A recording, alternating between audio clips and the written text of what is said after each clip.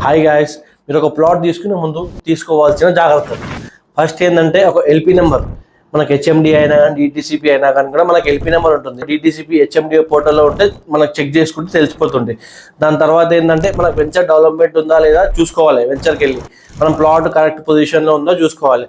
Plus ఇంకోటి ఏంటంటే మనకి ఈసీ, ఆ ప్లాట్ కంపెనీ పేరు మీద ఉందా లేదా చెక్ చేసుకోవాలి. లింక్ డాక్యుమెంట్స్ అంటారు. ఈసీలో ఏంటంటే మనకు ట్రాన్సాక్షన్స్ ఉంటాయి. లింక్ డాక్యుమెంట్స్ ఏంటంటే ఒక 30 years ప్రీవియస్గా లింక్ డాక్యుమెంట్ చూసుకుంటే వ్యాలిడ్ ఉంటుంది.